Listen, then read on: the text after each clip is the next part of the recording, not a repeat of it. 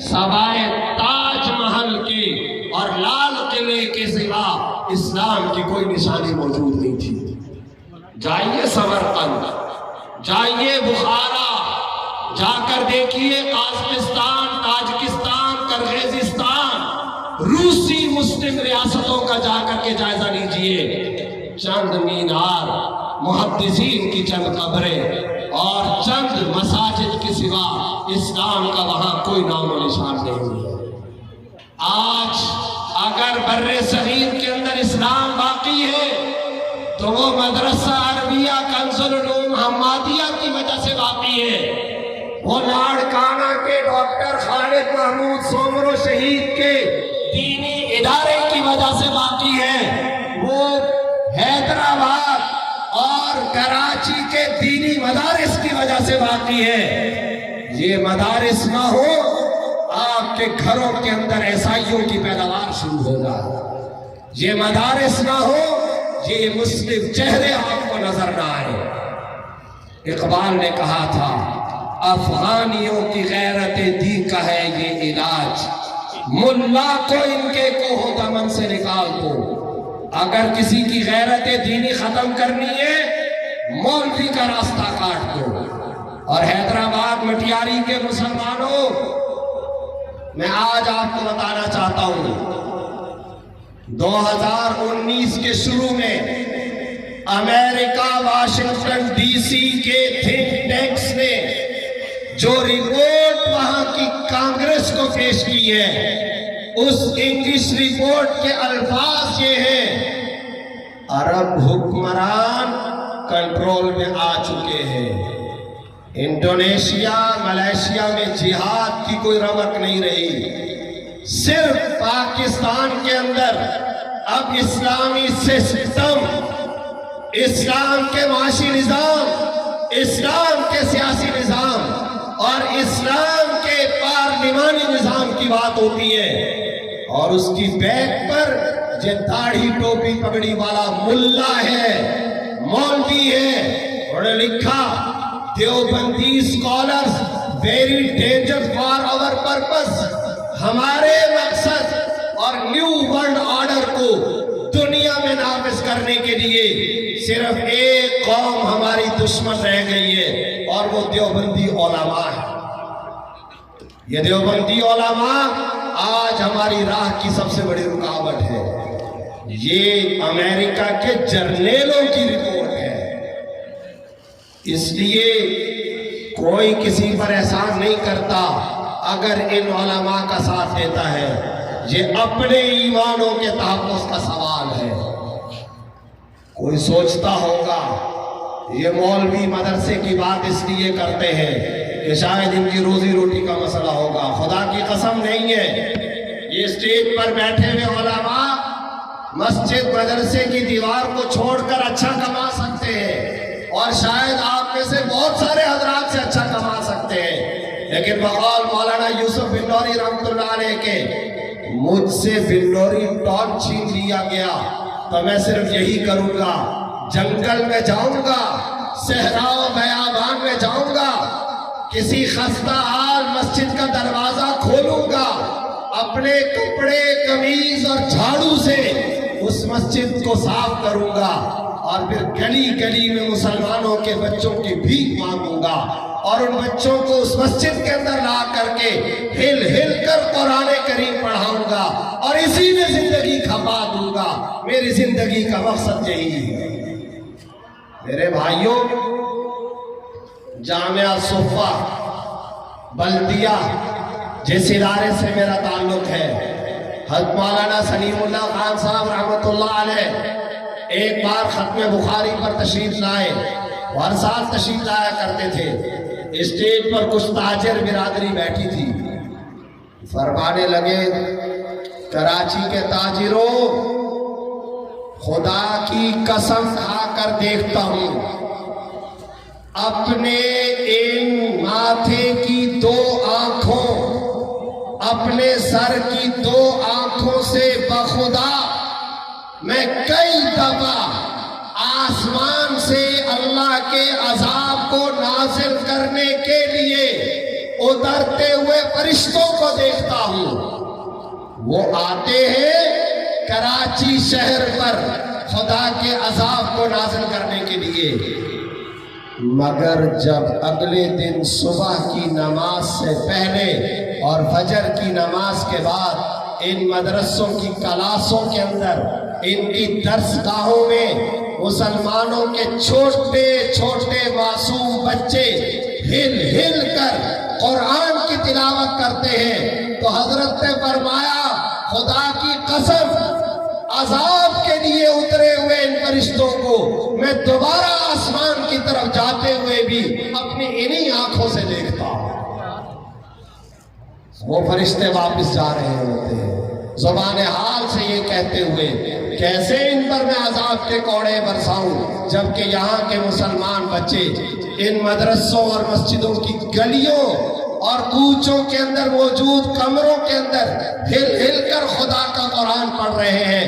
लिहाजा फरमाया ताजिरों, तुम्हारी तिजारत इन मदरसों की मरहून मन्नत है।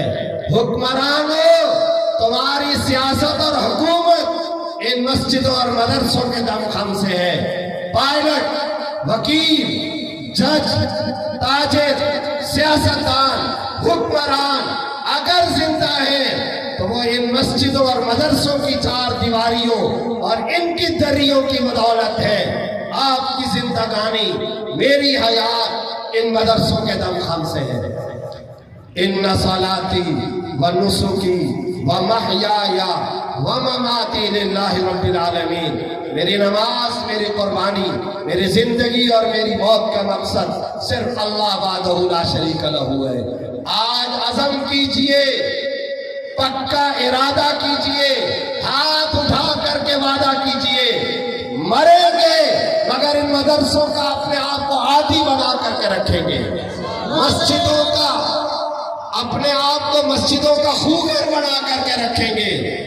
करते करते मरना है, मरते मरते करना है। मुफ्ती मोहम्मद शफी साहब रहमतुल्लाह अलैह से किसी ने कहा था, हमारे दादा उस्ताद, हजरत इतना लंबा अरसा गुजर गया, तफसीर मारिफुल कुरान के सिर्फ इतने ही सिपारे हुए, सिर्फ इतने ही सिपारे हुए, पता नहीं ये खत्म कब होगी। तो हजरत ने बड़ा खूबसूरत जवाब दिया, फरमाया कुरान ऐसी चीज नहीं है जिसको खत्म किया जाए, जिंदगी वो चीज है जिसको कुरान के अंदर रखकर खत्म कर दिया जाए। ये जिंदगी इस काबिल है। और मोहतरम जनाब जुम्मन साहब को उनके साहिबजादे अब्दुल सलाम समूह बरादरान के फारिग तहसील होने और उनका मुस्तकबिल में दस्तबाजू बनने पर भी मुबारकबाद देता हूँ। कभी यहाँ के असातिज़ा से भी कहना चाहता हूँ, इस एहसास कमतरी में मत रहिए। छोटा मदरसा, गरीब मदरसा, कमजोर वसाइल, माशी परेशानी, रोजगार की परेशानी, कुछ परेशान होने की जरूरत नहीं है। ये अल्लाह के फैसले होते हैं। अल्लाह किस जगह को मरकजियत का मकाम में बुलंद अता करते हैं। मैंने अफ्रीका में कई ऐसे मुसलमानों से मुलाकात की है, कई अफ्रीकी मुल्कों के अंदर, जो मुसलमान पाकिस्तान का नाम नहीं जानते थे, जिनको पाकिस्तान का पता नहीं है, पाकिस्तान को नहीं जानते थे, लेकिन आप हैरान होंगे, रायवंड को वो भी जानते थे, वो रायवंड से वाकिफ है। मैं आपसे पूछना चाहता हूँ, मदरसा अमीनिया इमरोहा मुरादाबाद, किसने नाम सुना? आप में से किसी ने भी शायद नाम न सुना हो, शायद ये यहाँ स्टेज पर बैठे हुए कुछ उलमा ने नाम सुना हो, लेकिन आपको पता है अल्लाह ने इस जगह को क्या कबूलियत अता फरमाई? सैयद अताउल्लाह शाह साहब बुखारी रहमतुल्लाह अलैह मदरसा अमीनिया इमरोहा मुरादाबाद से पैदा हुए। हजरत मौलाना मुफ्ती महमूद मदरसा अमीनिया इमरोहा मुरादाबाद से पैदा हुए। मुफ्ती आजम मुफ्ती किफायतुल्लाह, जिसके बारे में कहा गया मन सर्रहु अन यंजुरा इला अबी हनीफा फी हादल असर फलयंजुर इला हादा शेख, जो हिंदुस्तान में इमाम अबू हनीफा को चलते फिरते देखना चाहता है, اسے چاہیے مفتی کفایتاللہ صاحب رحمۃ اللہ علیہ کو دیکھ لے. یہ مفتی کفایتاللہ صاحب رحمۃ اللہ علیہ کہاں رہے؟ مدرسہ امینیہ امروہہ مراد آباد کے اندر. یہ اللہ جس جگہ کو قبولیت عطا فرما دے. دیوبند کی سرزمین کے بارے میں شورش نے کیا کہا تھا؟ نہ یہاں گھاس اگتی ہے نہ یہاں پھول کھلتے ہیں، مگر یہ وہ سرزمین ہے جس سے آسمان بھی جھک کے ملتے ہیں. کیوں جھک کے ملتے ہیں دیوبند کی سرزمین سے؟ اس لیے کہ خاتم المحدثین علامہ انور شاہ کشمیری وہاں سے پیدا ہوئے. شیخ الاسلام سید حسین احمد صاحب مدنی وہاں کی پیداوار ہے.